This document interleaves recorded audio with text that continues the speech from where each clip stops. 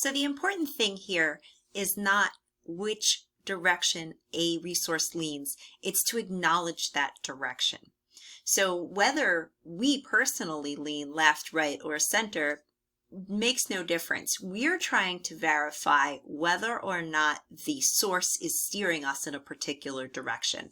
Why do we do that? Well, when we seek information, and you can see my inquiry diagram here, which talks about every time we need information, be it for something we have at home or for a school project, you're going to explore, and that's what you've done today. You're going to explore different points of view to read and understand the topic better.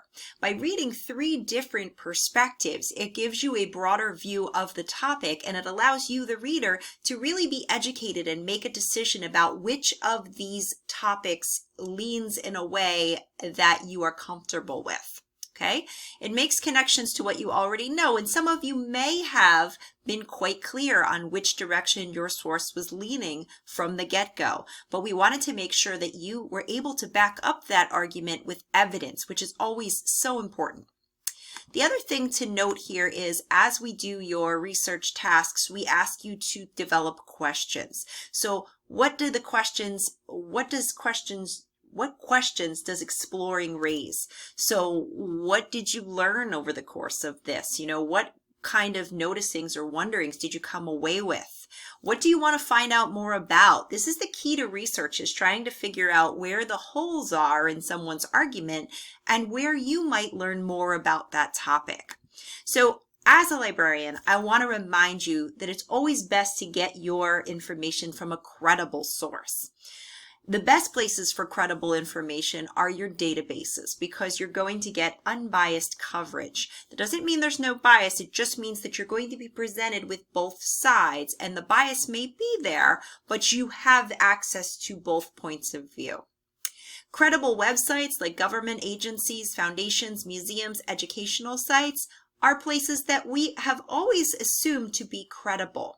But what I challenge you to do is make sure that the information that you're reading on any website is credible and is neutral, or if there is a bias, you're acknowledging it.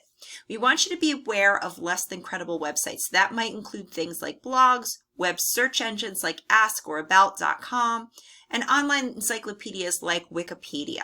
We use those for everyday reference. That doesn't mean they should end up in your academic work. Books. Latest facts like COVID-19 or President Trump or some of the other issues that we explored today, books are not going to be a big help here, because the latest facts and statistics just aren't going to be there. So your online sources are your best bet in a lot of these cases, but we want to make sure that you understand what you're looking for. So here are some things to keep in mind. We want to make sure that you check your source.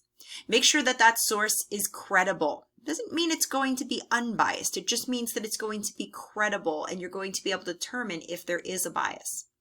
Understand that a bias might exist out there.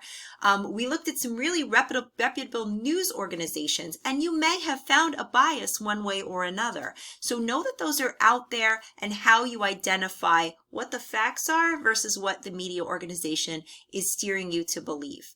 And know where to go to find the best information. And the best information, to me, is always comparing multiple sources to get to the heart of the story. Now I'm going to leave you with a little video, which I will give you an opportunity to weigh in on. And that video is going to introduce this idea, or confirm this idea, of why it's important to check and double check your sources.